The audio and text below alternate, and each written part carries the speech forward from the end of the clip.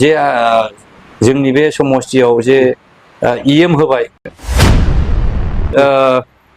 इलेक्शनाव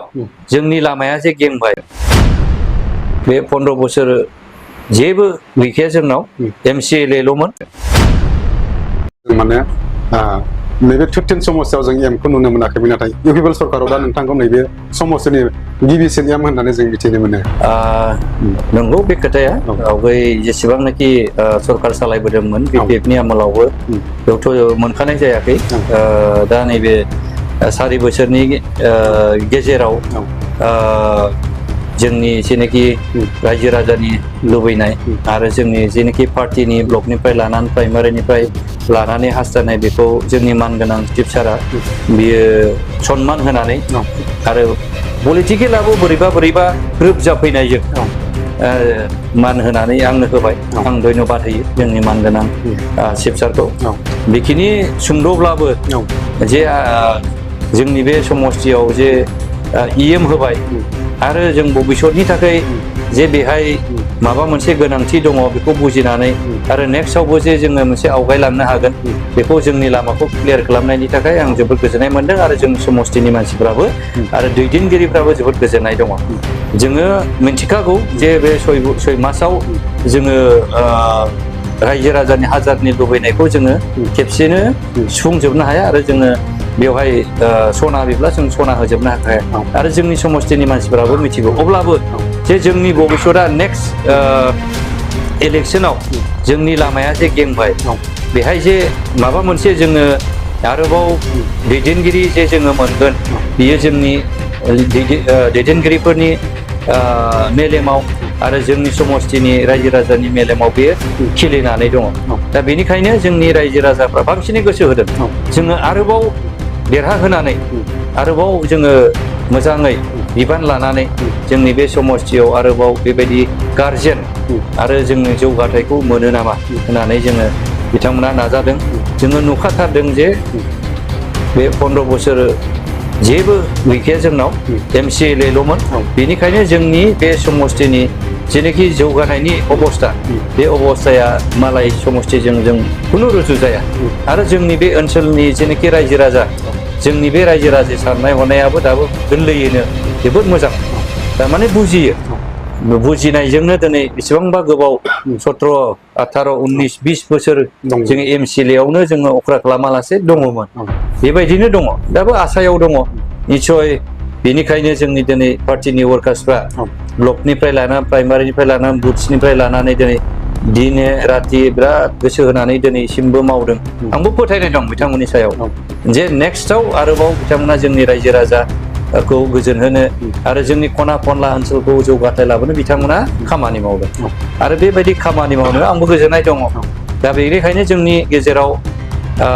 गुसुङै सुंद'यै जोङो इएम मोनदोंब्लाबो जोंनि समस्थिया जोबोद गोजोन रायजो राजाया दिनैहाय मोजां परिबेस मोनबाय आरो बेवहाय जौगानाया फैबाय दा बेनिखायनो रायजो राजाया दिनै बुंदों मोजांखौनो मावदों जि थांखिजों लानानै मावदों मावलांबाय था थिगानो गोबां बाथ्राया गोबां मानसियाथ' गोबां बुंखागोन किन्तु बिनि सायाव जोङो दिनै गोबां दिनै जायफोरा BPF हार्डकर मानसिफोर दं जायफोरा इन्टेलेक्चुवेल लेभेल बिथांमोना आंनो साहस होदों दा नोंथाङा दिनैहाय मावदों मावबाय था मोजाङानो गोबां मावनायाव गोबां मानसिफ्रा बेबायदि हेंथा फैखायो किन्तु बिनि असिलायै उनावहाय नोंहा मोजां मोनसे नाम मोनगोन दा बेखायनो जोङो जेनाखि अभाबमोन जोंनि ओनसोलाव बे अभाबखौ स्टेटनि सहायजों BTCनि सहायजों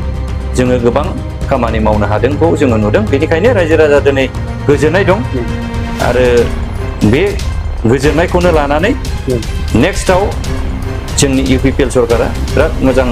भटआव माने बेहाय मेजरिटि लानानै देरहागोन इन जेनेरेलि जोंनि BTC ओनसोलाव फैबाय थानाय इलेक्सनखौ नोजोर बोनानै बबे दोलोआ नैबे इउपिपिएल सरकारनि इउपिपिएल दोलोनि कन्टेस्ट जानो हागौ होननानै नोंथांनि भिउस दङमोन बियो पलिटिकेल डिफारेन्सआ जागोन समस्ति लानानै जोंनावथ' दा नायोब्ला अभारअल BPFनि कन्टेस्टेन्टफोर गैया जोंहा कन्टेस्टेन्ट गैयाब्लाथ' जों सरकारा दाखाबायना नंगौना नङा BPFआ दुरबलखासै जेनेबा होमबाथ' जों सरकारखौ दाखाबाय 5 बोसोर थांखाबाय 10 बोसोर थांबाय आं बुंनाया बिनि उनावथ' जोङो मिशन मदआव जेरैबायदि मोजाङै मावलांदों बेथ' रोखा रोखा जालांबाय थागोन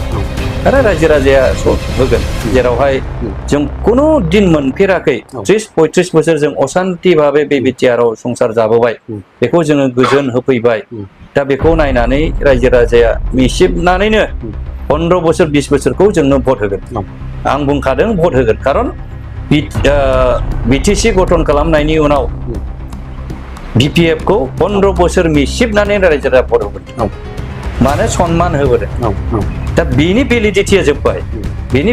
जोब्बाय गोदान सुक्ति जाफैनाय हिसाबै रायजो राजाया बेखौ मिसिबनानैनो भटखौ होगोन आं बेखौ नुदों आरो दिनै मोजां धौ रायजो राजानि जेनाखि एक्सेप्टेन्स पार्टिनि सायाव एक्सेप्टेन्सखौ आं नुबाय थादों दा बेनिखायनो आं बुंदों 20 बोसोरा थागोन बेहाय कन्टेस्टेन्ट गैयाब्ला बेनो इउपिपिएलआ